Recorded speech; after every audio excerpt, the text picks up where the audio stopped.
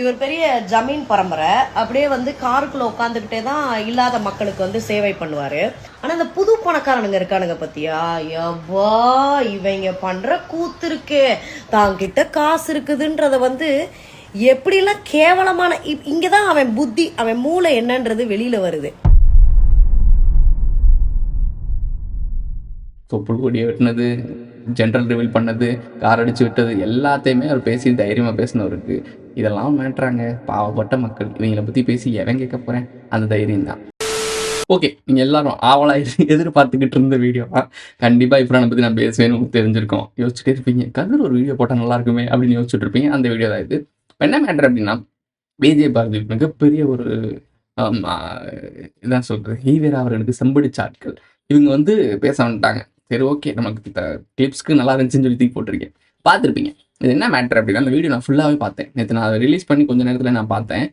என்னடா அப்படி பண்ணுறாரு, ஸ்டார்டிங்லேயே ஒரு கட் இருக்கும். அந்த கட்டை நீங்கள் பார்த்தீங்கனாலே ஒரு இன்ட்ரெஸ்ட் வரும். என்னடா இப்படிலாம் பேசிகிட்டு இருக்கோம், நமக்கே கோவம் வரும் மேலே. இப்போ தாமேலே கோவம் வர வச்சு, இது ஒரு ஸ்ட்ராட்டஜிங்க. நான் தாமேலே கோவம் வர வச்சு, என்னடா அப்படி பண்ணிட்டு இருக்கேன், என்ன பேசுகிறேன் பார்ப்போண்டா அப்படின்னு நீ அவனுடைய முக்கியமான நோக்கம் என்னன்னா, அந்த வீடியோவை நீ முழுசாக பார்க்கணும். அந்த வீடியோவை எல்லாரும் பார்க்கணும், நீயே ஷேர் பண்ணணும். இப்படி போடுறான், எப்படி பண்ணுறான் பாடுறான் அப்படின்னு ஷேர் பண்ணணும், கமெண்ட் பண்ணணும், அவனை பூஸ்டப் பண்ணணும். யூடியூப் பொறுத்த வரைக்கும் என்னன்னா, அந்த யூடியூப் பிளாட்ஃபார்ம்ல ஒருத்தனை வச்சுக்கிட்டே இருக்கணும்.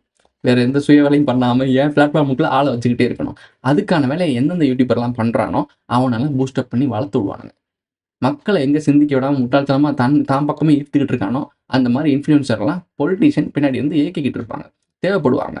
ஏன்னா பொலிட்டீஷியன் வந்து ஏதாச்சும் ஒரு பல்கலைக்கழகத்தில் ப்ராப்ளம் அப்படின்னா இந்த மாதிரி ஆட்களை வச்சு ஏதாச்சும் ஒன்று பண்ணி விட்றா, உடனே வச்சு ட்ரெண்ட் ஆகும், உன் பக்கம் திரும்பிடுவாங்க, நாங்கள் தப்பிச்சிருவோம் அப்படின்றதுக்காக இந்த மாதிரி ஆட்களை வளர்த்து விடுவானுங்க, பின்னாடி நின்று சப்போர்ட்டும் பண்ணுவாங்க.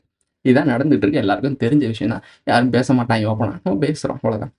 இப்போ மேட்டர் என்னன்னா, நம்ம இந்த மாதிரி விஷயங்களுக்காக அவங்களோட மக்களுக்கு ஹெல்ப் பண்ண வந்திருக்காப்புல. ஒரு நல்ல விசேஷ நாள் அப்போ ஹெல்ப் பண்ண வந்திருக்காப்புல. ஹெல்ப் பண்ணுறதுன்றது ரொம்ப ரொம்ப சூப்பரான விஷயம், நல்ல விஷயம், பண்ணுங்க. அதை ஏன் ஒரு கண்டென்ட் ஆக்கி வீடியோவாக போடுற, இதுதான் மெயின் மேட்ரு. ஏன் மற்ற யாருமே இங்கே ஹெல்ப் பண்ணவே கிடையாதா? நீ மட்டும்தான் அந்த உலகத்தில் ஹெல்ப் பண்ணிட்டு இருக்கியா என்ன? ஸோ ஹெல்ப் பண்ணி ரத்ன டாட்டான்ற ஒருத்தர் இருந்தாப்புல, மிகப்பெரிய ஒரு நம்பர். அது வேறு மேட்ரு. பட் இருந்தாலும் அந்த மாதிரி ஆட்கள்லாம் சொத்துக்களையே கொடுத்துக்கிருக்காங்க.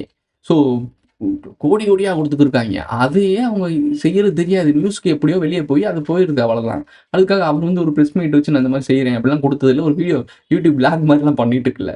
நீங்கள் யாரா நீ சொல்கிற ஒரு வீடியோவில் அப்பாலஜிஸ் பண்ணுற மாதிரி ஒரு வீடியோஸ். நானும் அங்கேருந்து வந்தவன், எனக்கு அவங்களுக்கு கஷ்டம் தெரியும்.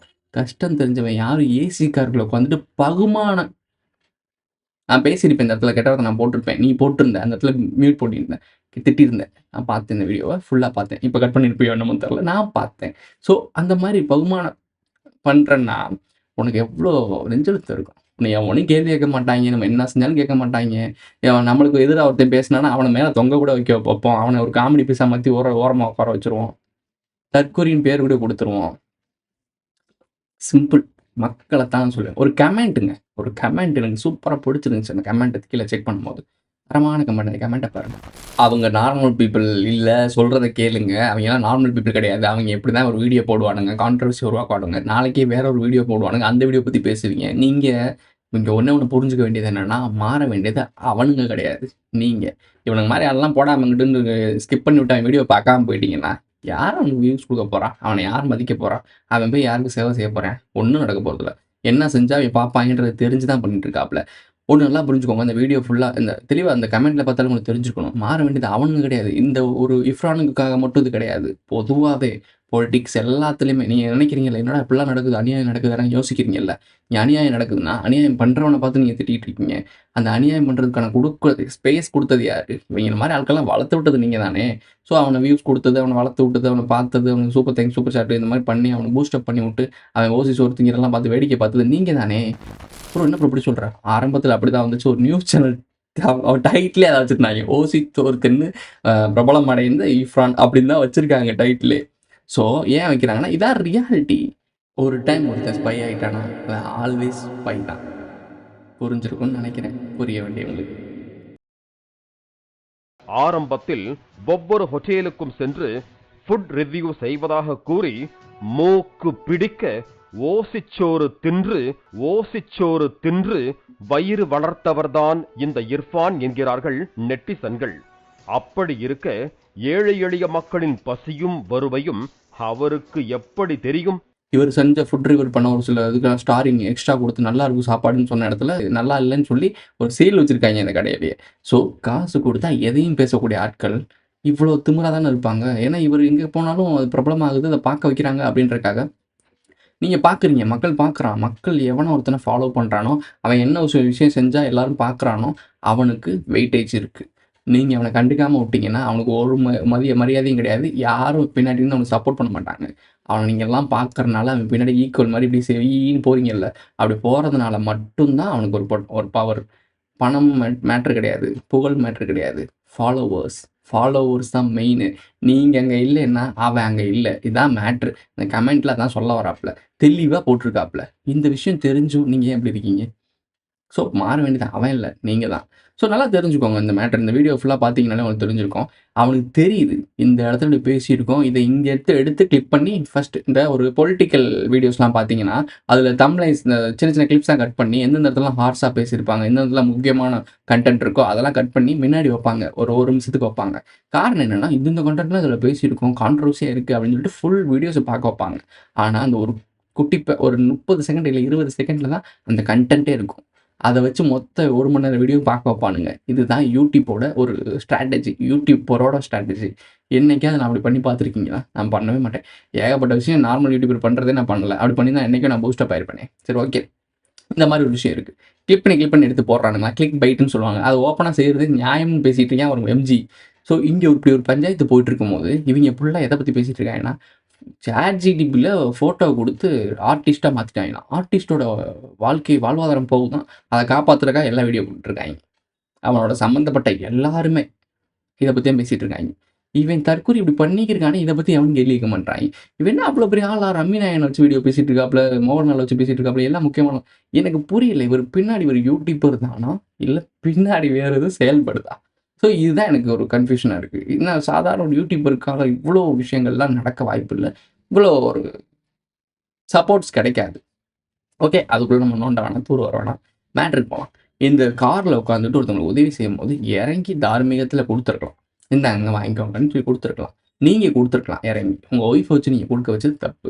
அவங்க வாங்க வரவங்க பாவம். அவங்க ஏதாவது கிடைக்குமாடான்னு அலையிற ஆளுக்கள். அப்ப கிடைக்காம போடான்ட்டு போற மாரி இருக்குல்ல. நம்ம கோயில் பிரசாதம் வாங்குறது வேற. ஸோ நம்ம கோயில் பிரசாதத்துக்கு அடிச்சுட்டுலாம் இருந்திருக்கோம். நான் பார்த்துருக்கேன்ல. அடிச்சுட்டு உருளுவாய்ங்க. ஒரு மெச்சூரிட்டி வந்த பிறகு இதெல்லாம் ஒரு மாரி இருக்குடா அப்படின்னு சொல்லி நான் பண்ணாம இருக்கோம். ஸோ இதெல்லாம் நம்ம ஓரளவுக்கு இது பண்ணிக்க முடியும். நம்ம இப்போதைக்கு நம்ம யார்ட்டயும் வாங்க வேண்டிய நிலைமையில இல்ல. ஆனா அவங்க தெருல வீடே இல்லாம பிளாட்பாரத்தில படுக்கக்கூடிய ஆட்கள். அவங்களுக்கு ஏதோ புது ட்ரெஸ் கிடைக்குது, புது சாப்பாடு கிடைக்குது அப்படின்னா, அவங்க எக்ஸைட்மென்ட்ல இந்த மாரி பண்ணுவாங்க. நமக்கு கிடைச்சிரணும். ஐயோ! தீர்ந்து போயிறக்கூடாது. ஏன்னா எப்படியும் கார்ல என்ன நீ 500 ட்ரெஸ்ஸா வச்சிருக்க போற. கம்மியா தான் வச்சிருப்ப. எங்க நமக்கு காணாம போயிருமோ, குறைஞ்சிருமோ, நமக்கு கிடைக்காம போயிருமோன்ற ஏக்கத்தில கைய உள்ள விட்டு பிடுங்க தான் பார்ப்பாங்க. இதுதான் சைக்காலஜி.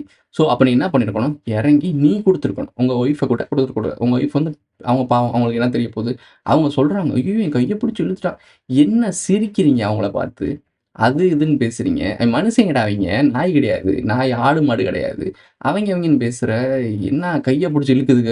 இதுகள பாருங்க அசிங்கமா பண்ணாதீங்க. என்னென்ன வார்த்தைலாம் பேசுற யூடியூப்ல. இது எல்லாருக்கும் போய் சேரும். தொப்புள் கொடிய வெட்டுனது, ஜென்ரல் ரிவீல் பண்ணது, கார் அடிச்சு விட்டது எல்லாத்தையுமே அவர் பேசி தைரியமா பேசினவருக்கு. இதெல்லாம் மேட்ராங்க. பாவப்பட்ட மக்கள். இவைங்கள பத்தி பேசி எவன் கேட்க போறேன்? அந்த தைரியம் தான். நீங்க ஒரு விஷயம் புரிஞ்சுக்கோங்க. காசு வந்துருச்சுன்னு சொல்லிட்டு அற்பனுக்கு ஒரு கமெண்ட் படிச்சேன். அற்பனுக்கு வாழ் வந்தா அர்த்தராத்திரில கொலை பிடிப்பான்டா. கிழிச்சு நார கதற விட்டுருக்காய்ங்க கமெண்ட்ல. அவன் இப்படிதான் கவலைப்படுவான்னு நினைக்கிறீங்களா? கவலையே பண்ண மாட்டான். அடுத்த லெவல் மூவ் பண்ணிட்டு போயிட்டே இருப்பாப்ல. இங்க ஒரு ஸ்ட்ராட்டஜிய சொல்றேன். அவரோட வீடியோவோட ஸ்ட்ராட்டஜிய சொல்றேன். ஸ்டார்ட்டிங்ல இந்த மாரி ஒரு கான்ட்ரோவர்சிய காட்டி உன்னை வீடியோ பார்க்க வச்சுட்டான். கடைசி எண்டிங்ல அவங்களுடைய பாப்பாவ காட்டி முடிச்சு விட்டான்.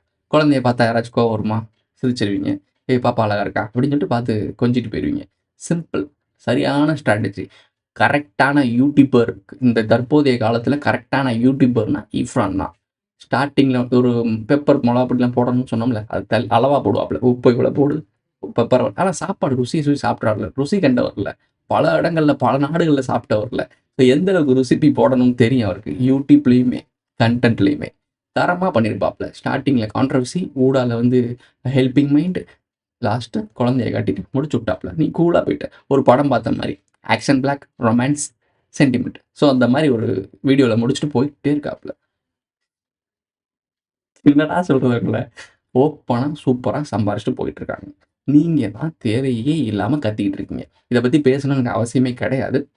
பட் இப்படி நடக்குதுன்னு சொல்லணும். அது எப்படி நடந்துகிட்டு இருக்குன்றத சொல்லணும். நீங்க வந்து அது ஏன் நடக்குது, எப்படி நடக்குதுன்றத தெரிஞ்சுக்கிட்டீங்கன்னா, அத கண்டுக்க மாட்டீங்க. "ஏய் போடா நீ எதுக்கு பண்றன்னு தெரியும்டான்னு" போயிருவீங்க. அத புரிய வைக்கிறதுக்கு தான் ட்ரை பண்ணிட்டு இருக்கோம். புரிஞ்சிருக்கும்னு நெனைக்கிறேன். நம்ம நித்யானந்தா இருக்காப்ல இல்ல, நம்ம நித்யானந்தா தமிழர் தானே அவரு. ஸோ மத்த எல்லாருமே இந்த ஜக்கி வாசுதேவ் அவர்லாம் புனிதர். வேற லெவல்ல அவர் பாட்டுக்கு காட்டழிப்பாப்புல, நாட்ட உருவாக்குவாப்புல, தனி ஸ்டேட்டே கிரியேட் பண்ணுவாப்புல. வேற லெவல்ல ஸ்டாச்சு. அவர் ஸ்டாச்சுவ வச்சு பெரிய ஆளு சாமின்னு சொல்லி கும்பிட வைப்பாப்புல. எல்லா வேலையும் பார்ப்பாப்புல. தரமா விஷயங்கள்லாம் பண்ணுவாப்புல. அப்புறம் இன்னொருத்தர் வடக்குல ஒருத்தர் இருப்பாப்புல. அவரு ஜிம்னாஸ்டிக் மாரி எங்கிட்ட என்னமோ பண்ணுவாப்புல. லேகிய வித்துக்கு இருப்பாப்புல. மொளகா பொடி விப்பாய்ங்க. ஒரு ஒரு ஒரு சன்னியாசிக்கும், ஒரு ப்ராடக்ட் விக்கிறதுக்கும் என்னங்க சம்மந்தம்? இதே தான் ஜக்கியும் பண்றாப்புல. ஆனா எனக்கு தெரிஞ்சு நித்யானந்த் இந்த மாரி ஒரு ப்ராடக்ட் வித்த மாரி நான் பார்த்ததில்ல. அவர ஒரு பெண் விஷயத்துல வச்சு லாக் பண்ணிட்டு எல்லாம் சிதைச்சுட்டாய்ங்க. தமிழ்ன்ற ஒரு காரணத்துக்காகவே சாமியார்ல தமிழே வந்துறக்கூடாது. திருட்டு. அதாவது சாமியார்ல அவர் போலி சாமியாரா, உண்மையான சாமியாரான்னு அப்புறம். ஏன்னா அவர தேடி போறாய்ங்க அப்டின்னா, ஏதோ ஒரு விஷயம் குடுப்பாய்ங்க. இந்த குண்டலினி இந்த விஷயங்கள்லாம் ஆக்டிவேட் பண்றாய்ங்கல்ல. உங்களுக்கு கிடைக்காத ஒரு சில விஷயங்கள், ஒரு சில ஃபீலிங்ஸ், ஒரு சில ப்ராப்ளம்ஸ கிரியேட் உங்க குடும்பத்தில ஒரு ப்ராப்ளம்ஸ் இருக்கும். அதுக்கு சொல்யூஷன் அவங்ககிட்ட இருக்கும். அது உண்மதான். அது இருக்கும். அத பிடிச்சுக்கிட்டு நீங்க பெரிய ஆள் நெனச்சு பின்னாடி போறீங்க. இவ்வளோதான் விஷயம். உண்மையான விஷயம் நீயே கடவுள் ஆக முடியும். அதான் மேட்ரு. ஆனா நீங்க அவங்க பின்னாடி போயிட்டு ஒரு ஆள் பக்கத்துல விழுந்துடுறீங்க. உங்களுக்கு எவனாச்சும் ஒருத்தன் வானத்துல இருந்து தானே காப்பாத்தணும். உங்கள நீங்க காப்பாத்திக்க மாட்டீங்கல்ல. ஸோ அதுதான் முதலீடு. இந்த மாரி சாமியார்களுக்கு. ஸோ இவர் தமிழேன்றதுக்காகவே இந்த தொழிலா இதுக்குள்ள கூட தமிழே வந்துறக்கூடாதுன்றது தான் அவங்களுடைய ஸ்கிரிப்ட். உங்களுக்கு புரியுதா? ஸோ இதில போட்டு அடிச்சு நவுத்தி விட்டாய்ங்க. இறந்தே போயிட்டாருன்ட்டாய்ங்க. இப்ப அப்புறம் வந்து சொல்றாய்ங்க, இல்ல, இல்ல அவரு இருக்காரு. நலமுடன் தான் இருக்காருன்னு சொல்றாய்ங்க. என்னடா ஏதோ ஒரு மிகப்பெரிய தலைவர் வந்து உயிரோட தான் இருக்காரு, உயிரோட இருக்காரு. அந்த மாரி சொல்றீங்களேடா, இறந்து போயிட்டாரு, உயிரோட இருக்காரு. அந்த மாரிலாம் கதையா இருக்கு. திரும்பியும் சொல்றேன். ரம்மி நாயகன் ஓப்பனாவே வந்து பேசுறாப்புல இர்ஃபான் வீடியோல. ஏன்னா ரம்மி நாயகன் தான் சொல்லி பேசுறாங்க. சின்ன கிளிப் அதுவும். அது டைட்டில்ல பார்த்தீங்கன்னா, தம்ப்லைன் பார்த்தீங்கன்னா, ரம்மி நாயகன் தான் தம்ப்லைனா வச்சிருக்காப்புல. நீங்க என்ன நெனைப்பீங்க? ஏய் ரம்மி நாயகன் ஏதோ ஒண்ணு பேசுறான். கான்ட்ரோவர்சி பார்க்குறியா? இதுக்கு பேரு தான் கிளிக் பைட். இதுக்கு பேரு தான் வியாபாரம். சிறப்பான வியாபாரி தான் நம்ம இர்ஃபான். சிறப்பான ஆள் நீ. ஓகே மக்களே, இதோட இந்த வீடியோ முடிஞ்சிருச்சு. இந்த வீடியோ பிடிச்சிருந்துச்சுன்னா லைக் பண்ணுங்க, கமெண்ட் பண்ணுங்க, சப்ஸ்கிரைப் பண்ணுங்க. மறக்காம பெல் ஐகானை ஆல்ல போட்டு இந்த ஃப்ரெண்ட்ஸ்லாம் ஷேர் பண்ணுங்க. உங்களுடைய கருத்துக்கள் கமெண்ட்ல சொல்லிட்டு போங்க. அடுத்த வீடியோல சந்திக்கலாம்.